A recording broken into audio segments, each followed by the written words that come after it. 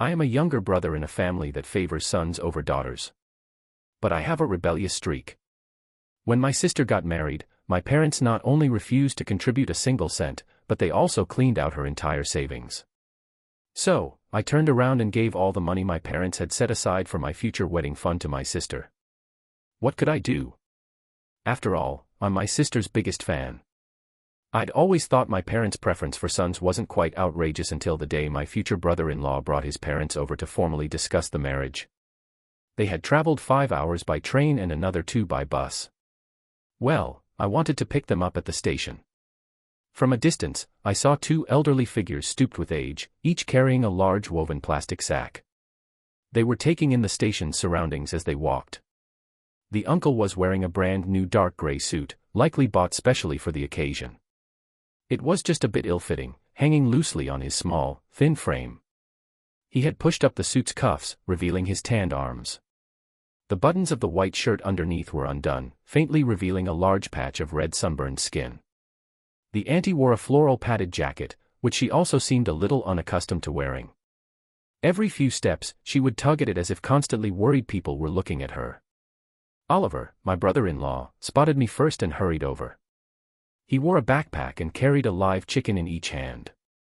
"Sorry to keep you waiting," he said. "We originally planned to fly, but you can't bring these on a plane, and my parents absolutely insisted on bringing them for you. Of course, we had to bring them. These are our own home-raised free-range chickens, not like those fed with hormones and commercial feed." The auntie, perhaps thinking her son was gently chiding her, quickly explained, "You must try them today. They're very nutritious." My brother-in-law gave a helpless smile. I smiled too, opened the trunk, and took the items to put them inside. Let me. The uncle rushed forward to help. His thin, tanned arms were surprisingly strong. With one hand, he hoisted the chickens, and with the other, he pulled a folded sheet of plastic film from his pocket and spread it out in the trunk. "Don't want to get your car dirty," he said, his smile deepening the wrinkles on his face. Every detail revealed his simple, kind nature. I waved it off, saying, "It's no problem. We're going to be family soon. No need to be so formal." Hearing this, he chuckled happily. The auntie said warmly, "You must be Leo. My, you're just as good-looking as your sister." I felt a bit embarrassed by her words. She then fumbled in her pocket again and took out something wrapped in silk cloth. Unwrapping it layer by layer, she revealed a small wooden plaque carved with my name. "I prayed for this at the temple a while ago," she explained. "It's said to be very potent. It will keep you safe." She took my hand and tucked the plaque into my pocket. "It's not worth much money, but please don't think little of it." "All right." "How could I?" I said, accepting it. The atmosphere on the way was quite harmonious, but I still felt a little worried we wouldn't get past my parents. Over the years, my mom had introduced quite a few boyfriends to my sister. They were either from families newly rich from property developments or small business owners. All had money and were willing to offer a generous dowry. But they didn't respect my sister. The most outrageous one sprawled onto our sofa and demanded my sister take off his shoes for him. I grabbed that guy and threw him out. Yet, my mom didn't think it was a big deal and even told me to go apologize to him. She said, "That's just what women are supposed to do." My sister's eyes reddened instantly then, and she barely managed to hold back her tears. My future brother-in-law and my sister were university classmates and got into graduate school together. Their relationship had a solid foundation. He was honest and treated my sister well. Of course, when I first met him, there was an unavoidable sense of letdown. This man, whom my sister had described as brilliant, diligent, ambitious, and practical, praising him to the heavens as one of a kind, turned out to be of average height, plain-looking, wearing glasses, with a dress sense that was frumpy, verging on dorky. But after getting to know him over several months, I discovered he was genuinely good to my sister. He thought of her in everything he did. Whether the matter was big or small, he always asked for her opinion first. My sister had suffered so much unfairness growing up, but with him, she wouldn't have to endure that anymore. That alone was enough. My assessment complete. I told my sister, "He has my approval to be my brother-in-law. I'll figure out how to handle mom and dad." After thinking it over 1,000 times, there was really only one option left. Come clean. A month ago, I told my parents everything. My mom was so furious, she leapt off the couch, ready to hit my sister. I stopped her and said, "That guy is reliable, grounded, and honest. Why can't you just meet him before making any judgments?" But my mom wouldn't listen at all. She pointed to my sister and scolded her for being shameless, accusing her of throwing herself at him. I talked and reasoned and pleaded. Worked on them for over a month. Finally, my parents agreed to meet his family. So, I talked with my brother-in-law, and we figured we might as well strike while the iron was hot and go ahead and settle the marriage while we were at it. We were almost home. My sister's future in-laws were visibly nervous. I smiled and tried to reassure them. "Don't worry, my parents won't bite." Little did I know, my words would turn out to be a bad omen. The moment we opened the door, something felt off. The house was eerily quiet. There was no food on the dining table. The kitchen was cold and unused. No sign at all that they were expecting guests. My parents sat on the sofa, arms crossed, faces dark, not saying a word. I walked over and said, "Mom, we have guests." My mom barely lifted her eyelids to glance at me and snapped, "What guests?" Trying to keep their composure, his parents smiled stiffly and offered, "Hello, in-laws. These are chickens and ducks we raised ourselves. Very fresh." My parents didn't even move to take the gift. His parents were left awkwardly holding the bags midair, unsure whether to keep holding them or pull back. I quickly stepped in and took the bags, planning to set them on the balcony. Suddenly, my mom shouted, "It stinks," dragging all sorts of filth into the house. "What do you think this is? A chicken coop?" The insult was veiled, but the meaning was clear. My brother-in-law and his parents all turned beet red. I said, "Mom, what are you doing? Weren't we all on the same page yesterday? Why are you acting like this today?" My mom said, "Who said we were on the same page? What was good about it? What's good about any of this? Elena, your last name is our family name. Why are you siding with outsiders?" Each word was like a cannonball blasting into me. I couldn't argue with her, so I tried to get his parents to sit down. They carefully perched on the edge of the chairs, barely sitting. Where was my sister? It hit me then. I hadn't seen her at all. That wasn't normal. I walked to her bedroom. The door wouldn't open. It was locked. Inside, I could faintly hear her sobbing. It had to be my parents' doing. When we were kids, they often locked her in her room to reflect on her behavior, not even giving her meals for hours. Just then, his mother spoke up. "In-laws, if we've done anything wrong, please tell us.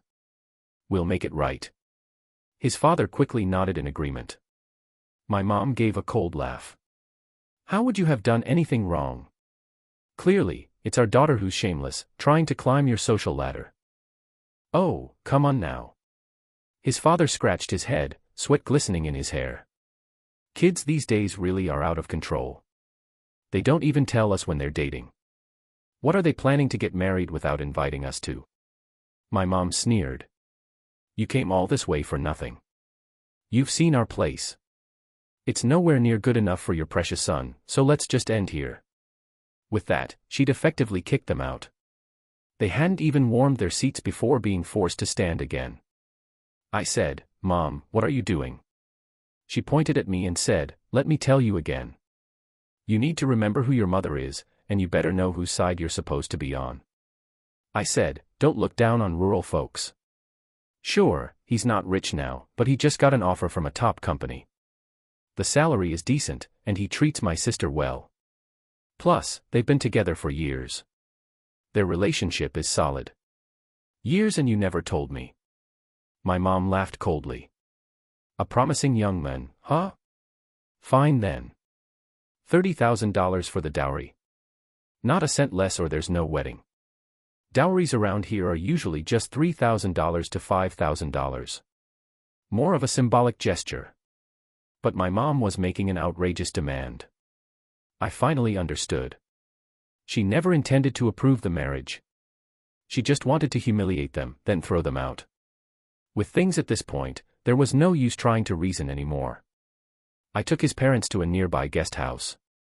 They kept insisting there was no need, that I shouldn't spend money, that they could stay in my brother-in-law's dorm, but he shares that room with someone else. How could that be better than a guest house? They kept saying, "Thank you," over and over. And as they spoke, their eyes turned red. Today, my mom really went too far. Ever since I was little, I never understood why my parents treated my sister and me so differently. I had always looked up to my sister. She was an outstanding student, her arms full of awards from a young age. Her essays were selected for the school's literary publications. Her photos were on the bulletin boards outside the school gates. Even I, by virtue of being Elena's little brother, was looked upon more favorably by my classmates. But our parents just didn't like her. At meal times, the drumsticks and ribs were always placed in front of me. If my sister so much as reached out with her chopsticks, she'd get slapped, so I told them I didn't like eating meat just so she could have some. When we went shopping, they never bought her clothes. She wore hand-me-downs from relatives. In high school, she once saved her allowance to buy a cheap little dress. As soon as our parents found out, they cut her living expenses and tore the dress to shreds. They demanded to know who she was trying to seduce by dressing like that. After that, I hid all the red envelopes I got during the new year under her pillow, hoping she'd buy another one, but she never wore a dress again. In second grade, I placed third in my class. Mom promised to take me to Burger King to celebrate, but she didn't invite my sister. I could tell my sister wanted to go, so I insisted she come along. My mom reluctantly agreed, but only ordered one meal for me. My sister got nothing. She pretended not to care, turned her head to stare out the window, her throat moving as she swallowed. I asked Mom to get her a meal, too. Mom said, "Can't she just eat your leftovers? Why are you fussing over her?" The thought of my sister having to wait like a dog for what I couldn't finish broke my heart. I pushed the burger away and said, "If my sister's not eating, I'm not eating either." That made Mom angry. She slapped my sister across the face and accused her of putting me up to it. My sister covered her face and cried, wiping her tears and insisting she hadn't. Seeing her cry made me even more upset, and I burst into tears, too. That convinced Mom we were conspiring together. She grabbed my sister by the hair and slapped her in front of everyone. Then she took my hand and forced me to hit my sister to vent her anger. I resisted, but I was no match for my mother's strength. Blow after blow landed on my sister. I cried and kept saying I was sorry. My sister stayed silent, enduring it all. I asked my mother more than once whether my sister was really their biological daughter. They always said, "Of course she is." I said, "Then why do you treat her this way?" My mother said, "Everything we do is for you. A daughter," she said, "will marry someday, sooner or later. Being too good to her is just raising a daughter-in-law for someone else." I said, "Even if she gets married, she's still my sister." My mother replied, "You're still young. You'll understand my painstaking efforts when you grow up." Now that I've grown up, I still don't understand. I don't understand why after graduating from middle school, my sister, who was ranked first in the entire school, was sent to a vocational school. If I hadn't gone on a hunger strike to protest, she'd probably be on an assembly line somewhere right now, screwing in bolts. I don't understand why she was only given $30 a month for living expenses. I even went to inspect her school myself. A meat bun costs $1.50. A vegetable bun $1. A dish with meat $5. A vegetarian dish $3. With $10 a day for food plus water and stationery, it meant she could only afford plain rice and free soup most days. And me, I got $150 a month and I didn't even live on campus. So, I started saving half of my living expenses and giving them to her. Later, when my sister wanted to pursue graduate school, our parents came up with 1,000 reasons to oppose it and cut off her living expenses again. By then, I was already in college. I told her, "Don't worry about Mom and Dad. I'll earn your living expenses. I get $15 a day as a tutor." But my sister said there was no need. She'd been working part-time and had saved a little money. She wasn't discussing her decision with our parents anymore. She was informing them. That moment, I was overjoyed. After so many years of having her life controlled by them, she was finally seeing the light. But the good times didn't last. I had still vastly underestimated how determined our parents were to squeeze everything they could out of her.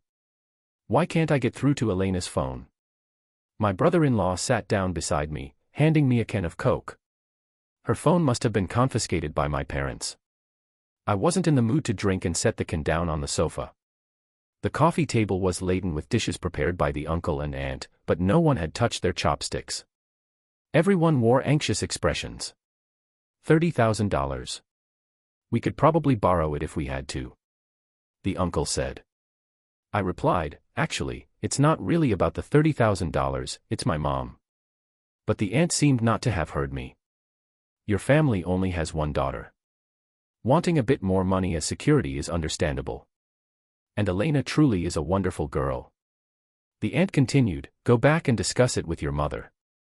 Give us a little more time. We'll sell our house back home, save up, and it should be enough. I said, please don't suggest that, Auntie. If you sell the house, where will you live? Besides, if my family actually took this money, what kind of people would that make us? Are we selling my daughter? If my sister found out, she'd never speak to me again. Everyone fell silent once more. I slapped my thigh and exclaimed, how about this? I could go home, steal the household register. You two just go get married directly and then run off far away. Brother-in-law responded, that doesn't seem quite right. Marriage is something that really should have the consent of both sets of parents. Otherwise, it's rather disrespectful. My mom was already treating him like this. Yet, he was still thinking about respect. Such an earnest fellow. That evening, I returned home. Before I even stepped inside, I heard clattering and banging from within. Just as I pushed the door open a crack, a bowl shattered at my feet. Elena, you shameless creature. I found so many excellent men for you and you didn't like a single one. Then you find someone ugly and poor like this. Are you that cheap, so eager to throw yourself at him? Mom roared, what's wrong with Oliver? Have you even tried to understand him before saying things like that?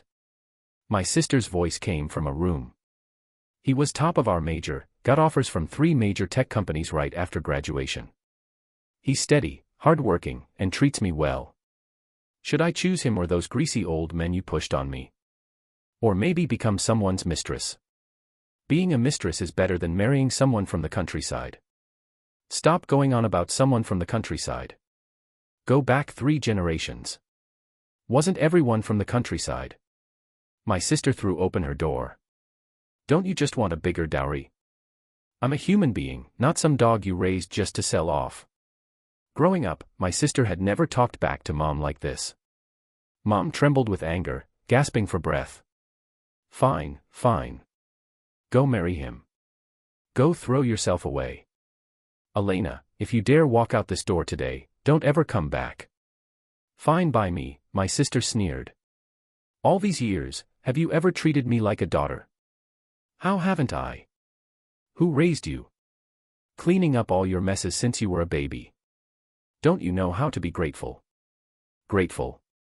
Grateful that you dressed me in our cousin's old hand-me-downs. Grateful that you slapped me in front of others. We're grateful that you forced me to work right after high school to earn money for you, too. Didn't I let you go to university? That's because I earned a direct admission. I pay for my living expenses every year myself.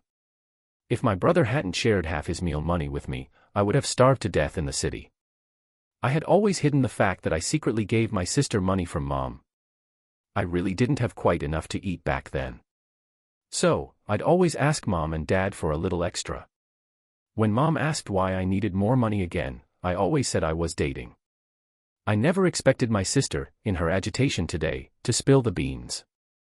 Mom shot me a death glare. I grinned sheepishly and reached for her hand. We're all family. Don't be so angry. All right, so you 2 siblings have been deceiving me for so long. Mom shook off my hand and went back to the kitchen for a rolling pin. If I don't beat you senseless today, you. I stood in front of Mom. Sis has already grown up. Let's not hit her. Mom pointed the rolling pin at me. Get out of the way or I'll hit you, too. Although Mom, at 5 feet 3 inches, only reached my shoulder, that ingrained parental fear, it defies logic, I still felt intimidated and didn't quite dare to stop her anymore. So I turned my head and yelled to my sister, "Don't just stand there like an idiot. Run." But my sister was stubborn, craning her neck defiantly. "Let her hit me. Let her kill me if she dares." "You really think I wouldn't dare?" Mom swung the rolling pin down. I instinctively raised my hand to block it. Damn. It felt like my hand almost broke. The pain made me squat down right there, clutching my hand and grimacing. "Are you okay?" My sister knelt beside me, pulling at my hand. "Let me see." "It's all your fault." Mom gritted her teeth and brought the rolling pin down again. My brain froze on the spot. I didn't know what to do. After a few seconds, the intense pain I expected didn't come. I opened my eyes to see my brother-in-law gripping Mom's hand. "What are you doing in my house?" Mom asked coldly. "You're not welcome here." "Auntie, I know you're not happy with me." My brother-in-law suddenly knelt. "But I truly love Elena. We've been through so much together. I've long seen her as the only woman for me in this life." He continued, "If you want to hit or curse someone, hit me. As long as it lets you vent your anger, you can hit me however you want." Mom crossed her arms and glanced at my sister. "Well, look at this lovesick fool. This is my salary card, and this is my passbook." My brother-in-law held them up with both hands, respectfully presenting them. "The $30,000 dowry you asked for. Give me a little time. I will definitely gather it all for you. I truly won't mistreat Elena. Please, you must believe me." Mom hung her head, giving no answer. My sister snatched the passbook, grabbed his ear, and pulled him up. "Oliver, you think you're rich, huh? How come I never see you acting so capable usually? Do we need someone else's permission to get married?" She pulled him towards the door. Just as they were about to leave, Mom said, "Elena, have you thought this through? Will you ever be allowed back into this house?" My sister turned back, looked at Mom for a long moment, then smiled. "I'll call you Mom one last time. You don't really think I have any lingering attachment to this home, do you?" On a summer day, my older sister got married. No wedding ceremony was held. My girlfriend and I took time off work and went to my sister's place. It was a small rented room adorned all over with chic double happiness characters. My sister and brother-in-law, wearing a wedding dress and a suit, distributed wedding candy to the neighbors. All formalities were kept simple. No hotel reception. No friends invited. Even my brother-in-law's parents only offered congratulations via video call. In the evening, my brother-in-law brought back several dishes from a nearby restaurant. Together, we moved the table to the center of the living room. After several rounds of drinks, my girlfriend clamored to hear embarrassing stories from my childhood.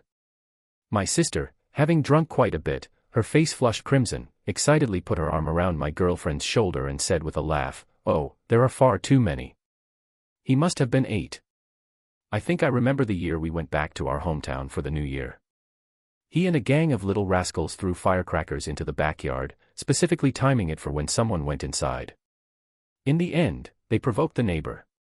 The man rushed out without even pulling up his trousers, chasing them bare-bottomed.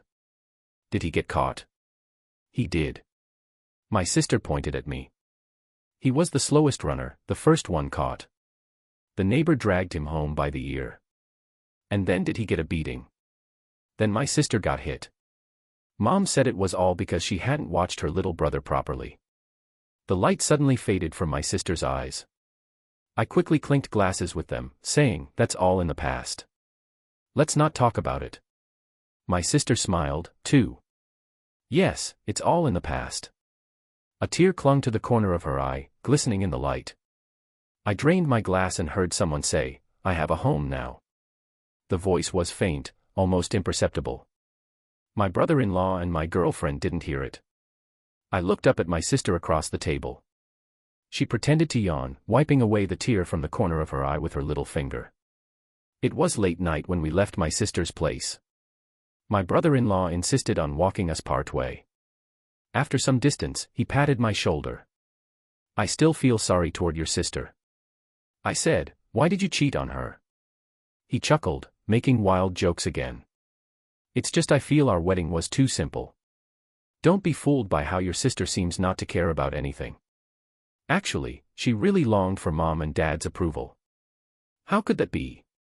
My sister has been very independent since she was little.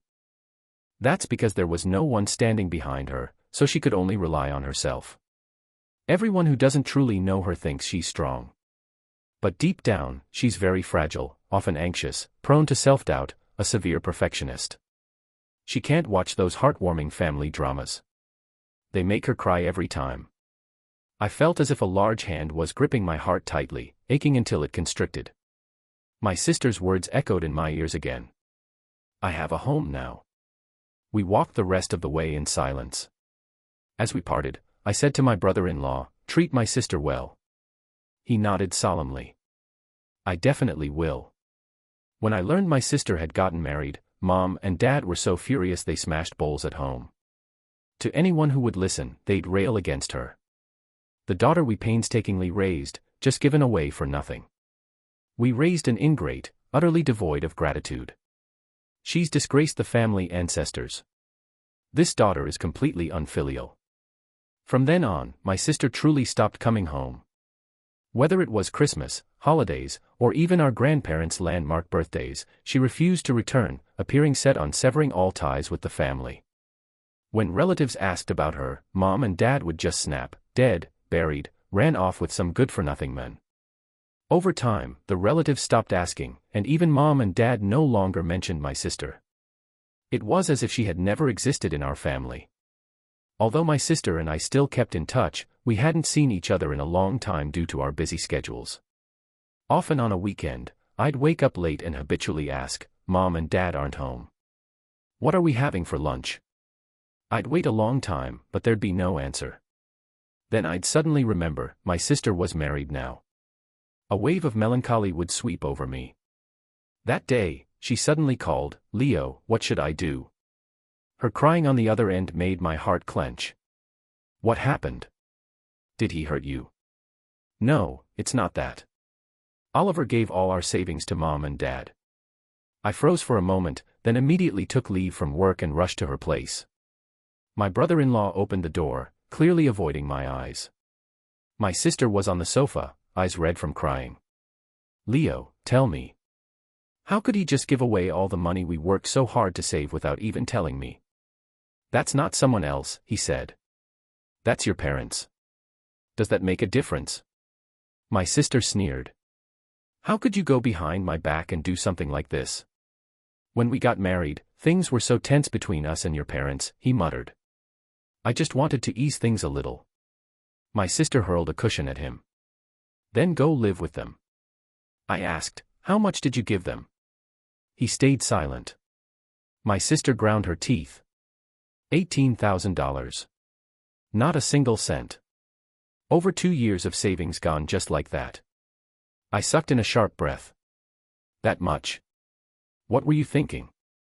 He said, "Think of it as a loan from me to you. I'll make it up to you. I just always felt guilty toward your family." I cut him off. "Did you offer it on your own or did my parents ask for it?" "Both," he said softly. I saw the chat log. Brother-in-law, hello. I'm Oliver. My mom. Brother-in-law, I'm really sorry we didn't invite you to the wedding. It seems like there's some bad blood between you and Elena.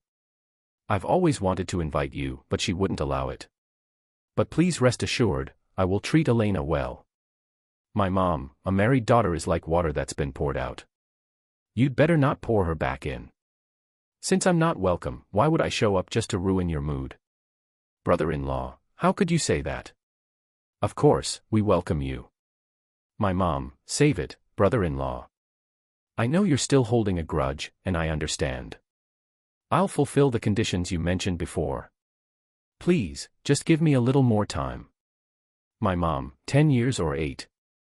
Are you planning to wait until you get divorced? Brother-in-law, how about this? I'll transfer my entire paycheck to you next month. Just please don't tell Elena for now. My mom, now we're talking. I'm so angry I could explode. I said, wouldn't it be better for you two to keep the money and use it for your life together? My sister sneered. We were planning to save up for a down payment in a couple of years. Now what? Might as well move under a bridge. My brother-in-law's face turned bright red, but he didn't say a word. I knew he genuinely wanted to mend things with my parents, so I couldn't push him too hard. I tried to comfort my sister and told her not to worry. I'd get the money back. While I got home, my parents were watching TV. No one said a word. I sat down next to them, trying to find the right moment to bring it up, but couldn't. Finally, my mom seemed to notice I had something to say. She shot me a glare. You're squirming like you've got thorns on your butt. If you got something to say, spit it out. I decided to just be direct. Did you ask my brother-in-law for money? My mom turned to stare at me, lips pressed together, frowning without saying a word. Her stare made me so anxious I could barely breathe. But I forced myself to go on. They're struggling out there now. They don't even have a single cent in savings. What's that supposed to mean, Leo? My mom shouted. You think it was easy raising you too? I'm not saying it was easy. I'm just saying we didn't have to take that money. I didn't ask for it. He offered, she snapped. And besides, who gets married without giving a dowry? Just last year, your Uncle Miller's daughter got married. The groom gave her a whole car. But didn't Uncle Miller give a dowry, too? I said, even if you'd asked for $3,000 or $5,000, fine, but $18,000. Isn't that way too much? Too much? Do you even know how many $18,000s I've spent raising you? My mom jumped to her feet and jabbed a finger in my forehead over and over. Who am I taking this money for? Isn't it all for you? How is it for me? I asked. What? You think getting married doesn't cost money? Having kids doesn't cost money? When my grandson goes to school, that won't cost money either. My mom sprayed spit all over my face as she ranted. In this whole world, who cares about you like I do? You ungrateful little brat. Always taking someone else's side. I said, but sis needs money, too. What if she has a baby? What if she gets sick? She's a girl. My mom snapped as she turned off the TV. Then she looked me dead in the eye and said, word by word, a sister is supposed to sacrifice for a brother. There was no reasoning with her at all. Since reason doesn't work, there's no point in trying to talk to her anymore. I've been used to protecting my sister since we were kids. Now more than ever, I need to step up. I dialed my girlfriend's number. Mia, help me put on a show. Mia and I have been together for 5 years. We've already met each other's parents, and it's only a matter of time before we get married. It's just that both sides think we're still young, so no one's been rushing us. One weekend, I brought some gifts and went to visit Mia's parents. Over dinner, I laid out my plan in full. Her future in-laws exchanged glances, clearly troubled. I said, it's all for my sister. Please, just this once. Let me be the bad guy. Both of them are teachers, and naturally, they have a soft spot for good students like my sister. Sure enough, after a moment of hesitation, they steeled themselves. Your parents really were in the wrong here, Mia's father said, adjusting his glasses with a deep frown. She's her own daughter after all. How could they treat her like that? Sigh. Your sister has had a hard life since she was a child, Mia's mother added with a sigh. Fine. We'll be the ones to play the bad cop. It's all for the sake of the child. I stood up and gave them a deep bow. On behalf of my sister. Thank you both. On Labor Day, I brought my parents over again to discuss my marriage with Mia. As soon as we stepped inside, her mother came out to greet us. As usual, a warm smile lighting up her face. I shot her a look. She quickly caught on, dropped the smile, and jerked her chin toward the corner of the room. Just leave the stuff over there. My mom's smile froze. Our families had always been close, almost like one big family. What was going on today? Mom looked at me confused. I shrugged to show I was just as clueless. The meal was quite generous, but the atmosphere was oddly tense. My mom complimented Mia as always, but Mia didn't respond with her usual warmth. She just muttered a half-hearted mm. My dad tried several times to clink glasses with Mia's father, but he acted like he didn't see. After a few awkward attempts, my parents were clearly unsettled, exchanging worried glances. No one spoke. The room was quiet and awkward, the only sound being me noisily sipping my soup. Mia kicked me under the table, signaling me to quiet down. Finally, her father finished eating, tapped the table, and said calmly, "Let's get straight to the point. I think the conditions you offered last time lacked sincerity. I'm not satisfied." My mom forced a smile. What part wasn't satisfactory, in-law? He didn't even look at her. Mia is our only daughter.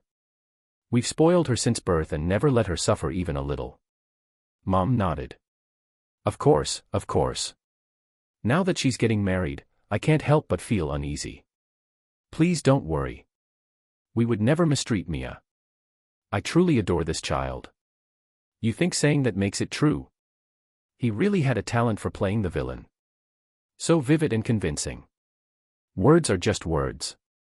I want a guarantee. What kind of guarantee? A betrothal gift. At least this much. He held up 2 fingers in a peace sign. $20,000. That's outrageous. My mom couldn't hold back. Didn't we agree earlier there'd be no dowry? You even said it was a feudal relic. That was before, her mom, caught up in the mood, added indignantly. Have you considered how much we've spent raising Mia? $20,000 is nothing. Mom looked at Mia. She nodded. Exactly. They're just getting married. It's not like she'll never come back, my mom said. She'll still visit during holidays, won't she? A daughter married off is like water spilled, her father said. He nearly broke into a laughter, but bit his lip to hold it in. The tension in his jaw making him look even angrier. If you really want to marry Mia, then show us your sincerity. The dinner ended on a sour note. After Mom came home, she sat on the couch for a long time, still looking a little dazed. Maybe she couldn't understand how the in-laws who used to be so reasonable had changed overnight. This is outrageous. How could they do this? My mom took a sip of water and slammed the cup down on the coffee table. This isn't marrying off a daughter. It's selling one. I said, but didn't you treat sister the same way before? She shot me a sharp glare. How is that the same? They don't even have a son to raise. I shut my mouth quietly. Clearly, the lesson hadn't hit hard enough yet. So, let's keep going. In the days that followed, my mom tried several times to talk some sense into my father-in-law, but every attempt ended in failure. Dear in-law, look, the 2 kids have been dating for so long already. Beep, hung up. Dear in-law, we really can't come up with that much money all at once. Is there any way you could lower just a bit? Beep, hung up. You're a teacher, too. Is this how a role model behaves? My father-in-law replied with a simple then hung up. Mia and I exchanged amused glances. My mom was actually pretty pissed off. She told us to cut off contact with Mia's family and wait for them to panic and reach out to us. That way, the whole dowry situation might take a turn for the better. Her reasoning, a boy can afford to wait. A girl can't. But how could I possibly wait?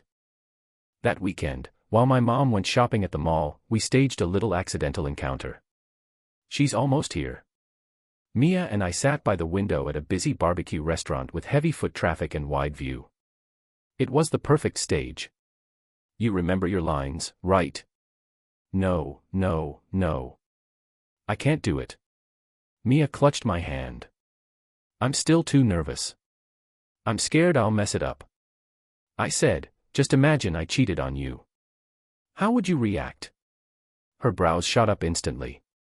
I hadn't even said action when she grabbed a beer bottle and splashed it into my face. Leo, can you stop pestering me already? Her shout turned every head in the restaurant. A crowd started gathering. My mom, not far off, heard the commotion and turned to look. I grabbed Mia's hand. Don't do this. Please don't leave me. She threw herself into the role with full force. Pure natural talent. She didn't just shake off my hand. She gave me a solid slap across the face. There's no way we're getting back together. She turned to leave. I wrapped my arms around her waist. She twisted hard, let go of me. No, I'm counting to 3. 3. Out of reflex, I let go. Mia stumbled from the momentum and fell to the ground. She shot me a death glare over her shoulder, so full of fury, I honestly couldn't tell if she was still acting. The crowd parted for her. She clicked off into the distance in her little high heels. Young men, go after her. A kind bystander prompted. Girls are easy to calm down with a little sweet talk. I spotted my mom standing right in the crowd, so I put on my most devastated expression, dropped to my knees, grabbed at my hair, sobbed, pounded the floor. If it weren't for my mom, she never would have left me. Leo, my mom shouted, cutting through my wailing like a whip. Get up this instant. You're embarrassing yourself. Nope. I was determined to make a scene. I rolled on the floor. Hadn't forgotten that childhood skill at all. A bit rusty, sure, but after 2 rolls, I was right back in the zone. My mom couldn't take it anymore. She stormed over and kicked me in the butt. Get home. Now. At home, I kept trying to die, refusing to eat, drink, or go to work. I didn't shave, or wash my face. I'd wander around with a knife, completely deranged. My mom was terrified.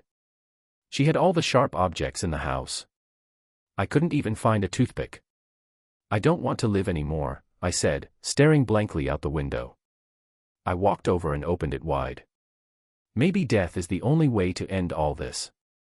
My mom screamed and rushed to stop me. All this over a girlfriend. Is it really worth it? Please don't do anything stupid. You're my only son, she said, her voice breaking into sobs. I was almost moved, almost softened by her crying. But then I thought of my sister, and my heart hardened again. No, I've only ever loved one woman in my life. If I lose her, what's the point of living? I said, Mom, I'll make it up to you in the next life. I reached for the window again. No. My mom shouted, clutching my hand tightly. I'll pay the dowry. I'll let you 2 get married. I sighed in relief, thinking she had finally agreed to transfer the money. But instead, she pulled out her phone and called my sister. What are you doing? At work. I have something to tell you. Your brother's getting married soon. Yes, to Mia. When? Don't worry about that. Just get $2,000 ready. Her family wants $2,000 as dowry. And if we can't pay, the wedding's off. You don't have the money. How could you not have money? You've been working for so long. How can your pockets be empty? Elena, this is your brother's future we're talking about. If you ruin it, can you live with that? I didn't listen to the rest. My chest was tight. I went into the bathroom and lit a cigarette. At a time like this, she still wanted to squeeze money out of my sister. A little while later, my phone buzzed. It was a message from my sister. You're getting married. I told her the plan. She was silent for a moment, then said, You don't need to go this far. I've been thinking these past few days. Just treat the money as a way to sever the ties between me and Mom. Let go.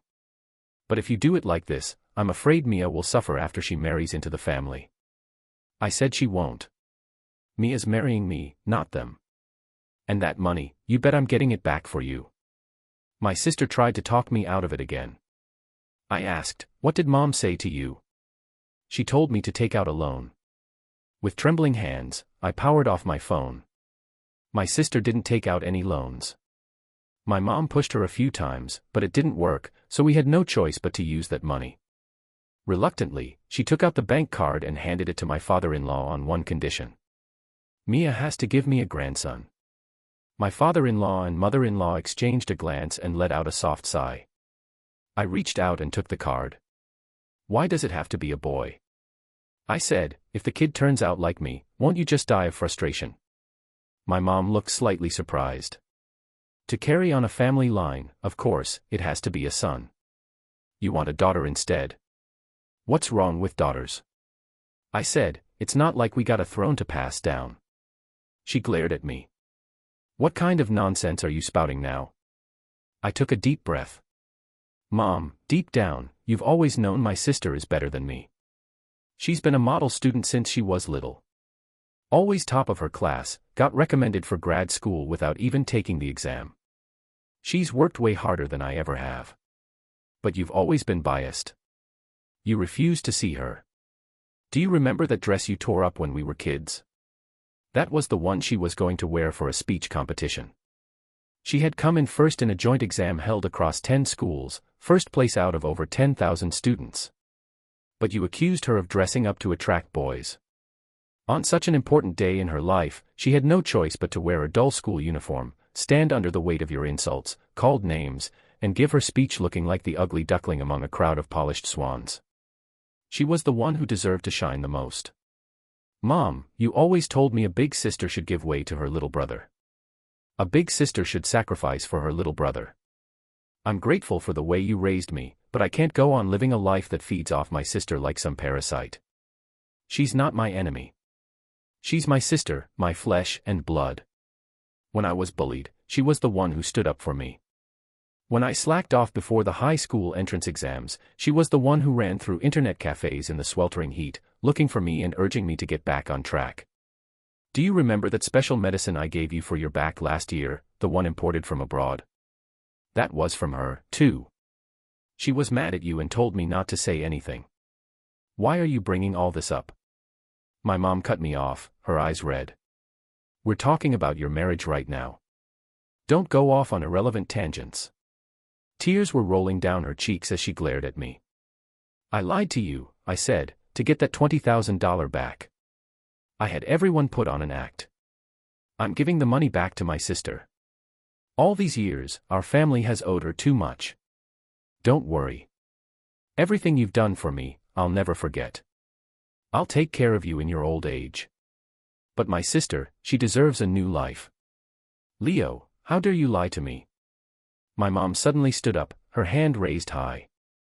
I closed my eyes, waiting for the slap, but nothing came. When I opened them again, I saw her sitting in the chair, her back to me, gasping for breath. Things had gone too far. No one knew how to end it now. I bowed deeply to her and took Mia with me to the bank. Withdraw all my $8,000, I told the teller, handing over my salary card. Then I turned to Mia. Our plans, they'll have to wait a little longer. She shook her head and smiled. It's okay. Your sister's situation is more urgent, but what do you need the money for? I'm going to give her a wedding. For the next month, we were all busy preparing for my sister's wedding. After work, we would go to choose the hotel, the photographer, and customize the gift boxes. We were so busy that we barely had time to rest. My communication with my parents was practically non-existent. It seemed like they had made up their minds to sever ties with me. Since that day, they hadn't said a word to me. Are they still refusing to come? My brother-in-law asked quietly as everything was ready. My sister was in the room with Mia picking out her wedding dress. She didn't look at me, but her movements clearly slowed down. I don't know. They haven't given a reply yet, I said. I'll send them an invitation tonight. If they want to come, they can. If not, then whatever. With that, I said goodbye and went to my parents' house. It was 9 o'clock in the evening and they were still awake. I knocked on the door, but no one opened it.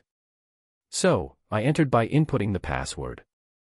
Both of them were sitting in the living room watching TV as if they didn't even notice me. I took out 2 invitations and placed them on the coffee table in front of them. Next Saturday is my sister's wedding. I've saved you both a seat. If you want to come, you're welcome. If not, it's fine. After all, you two have already missed so many days of her life. They still didn't look at me. Stubbornly, they kept their eyes glued to the TV. The movie had ended and the credits were rolling on the screen. I felt like there was really nothing more to say, so I quietly left. On the day of the wedding, early morning, the bride's procession had yet to arrive. My sister was in the room getting her makeup done. Mia held my sister's headpiece, gently placing it on her head. Wow, sis, you look amazing. This makeup suits you perfectly. Mia tugged at my sleeve.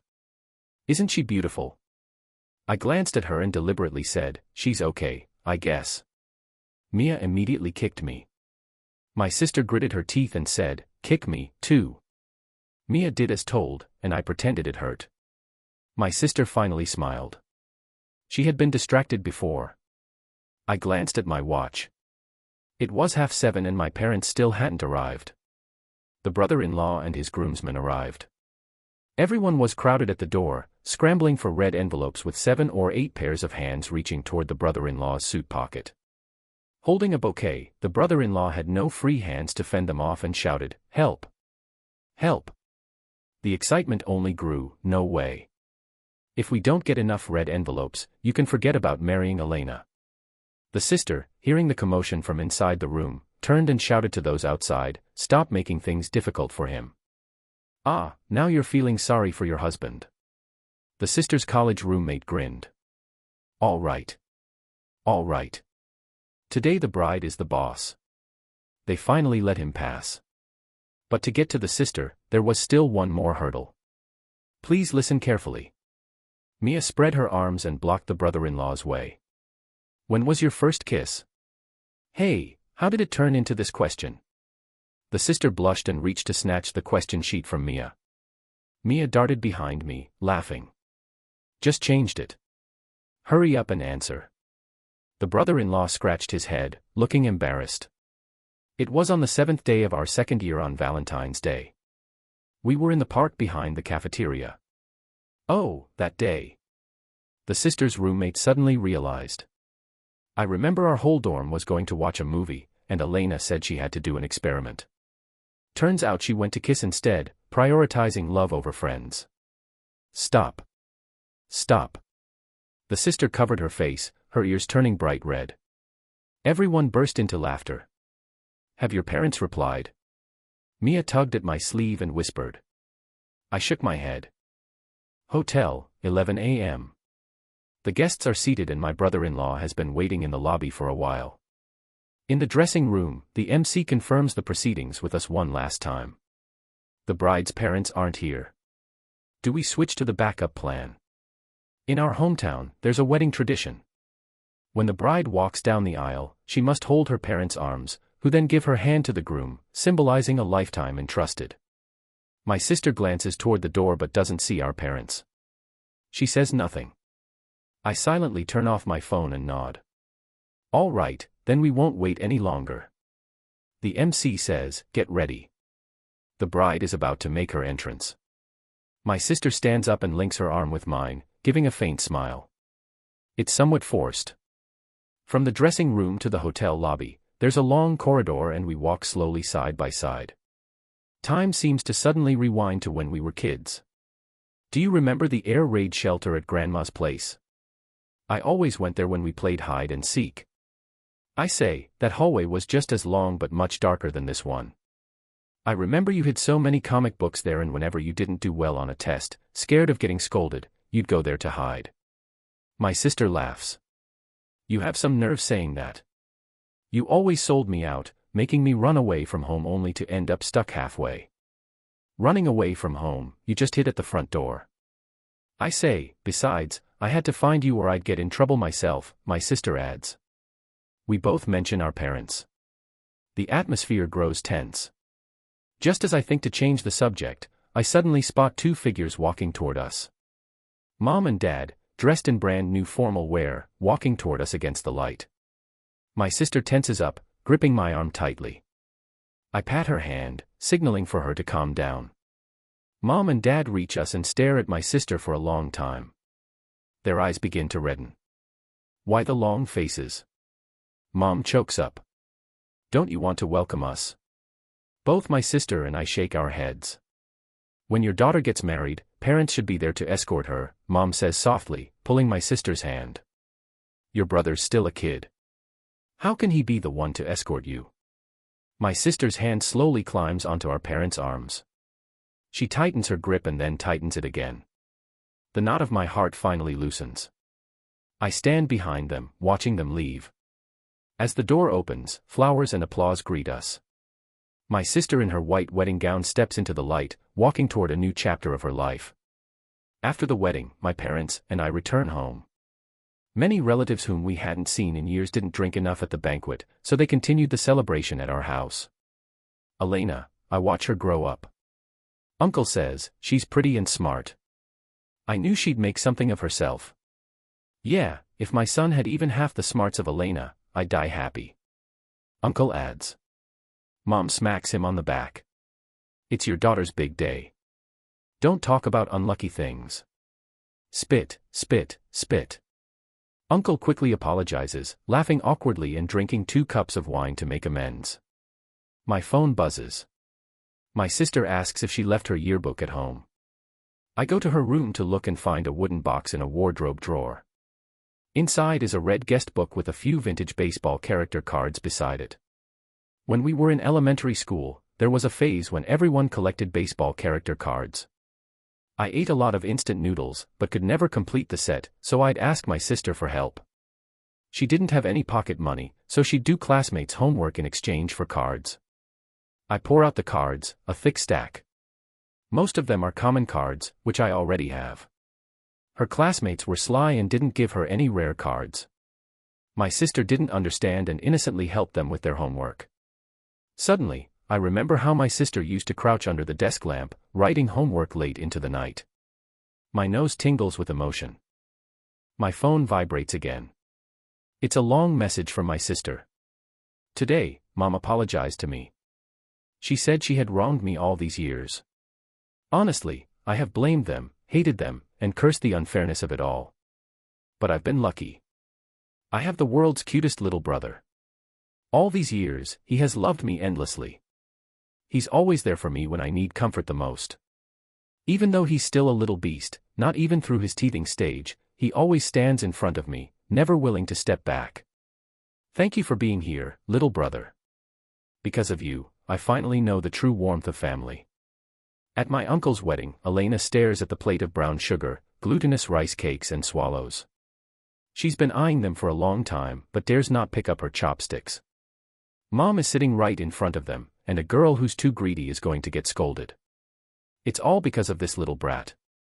Elena glares resentfully at little Leo, who is curled up in Mom's arms, sucking on his bottle. Since his birth, she's never had a good day. She had to give up her bedroom, take care of him, and even change his diapers. Who in the world likes babies? They're so annoying and smelly. And even at 3 years old, he still can't talk. But the blame always falls on her. Stupid, stupid, stupid. I hope a human trafficker steals you. The 7-year-old Elena curses her little brother in her mind, but this 3-year-old brat has no idea, staring at her with big round eyes, smiling at her. Elena glares for a while, but feels like punching a pillow. She can't be bothered with this little brat anymore. Everyone is focused on the MC's jokes. No one is watching her. With newfound courage, Elena quietly picks up her chopsticks, dips them in the brown sugar, and delicately sucks on the sweetness. The flavor bursts on her tongue. Every cell in her body rejoices. It's delicious. She wants more, but the MC's joke is over, and people are starting to eat. There's no way out now. Elena looks longingly at the rice cakes. Son, what are you staring at? Mom notices Elena's gaze and looks in the same direction. Elena lowers her head, eyes on her nose on her heart, silently chanting, "Don't tell anyone or I'll hit you, little mute." Fortunately, Mom doesn't notice anything odd. That night, Elena tosses and turns in bed, unable to sleep. She didn't wash the dishes properly, and Mom punished her by not letting her have dinner. Her stomach growls loudly. Hungry, she bites the quilt. Suddenly, a cool sensation brushes her ear. Elena turns around and sees Leo standing at the bedside barefoot, his chubby little hands tugging at her ear. His big dark eyes gleam in the moonlight. What do you want? Elena snaps. Can't you see I'm sleeping? Go away. She pushes him. The little guy almost falls but grabs her hand to steady himself. Go to bed. Elena is getting impatient. The little guy doesn't understand her, pulls a piece of brown sugar rice cake from his pocket, and hands it to her with a look of offering. The red sugar syrup drips down his pudgy fingers. You got it all over the bed. Elena sits up, wraps the rice cake in tissue, and throws it in the trash, then lifts her brother to the sink, and scrubs his little hands with soap. So dirty. So dirty. How can you be so gross? Her brother tilts his head, watching his busy sister. His baby teeth clink and he mumbles a few indistinct syllables. What? Elena leans down to listen.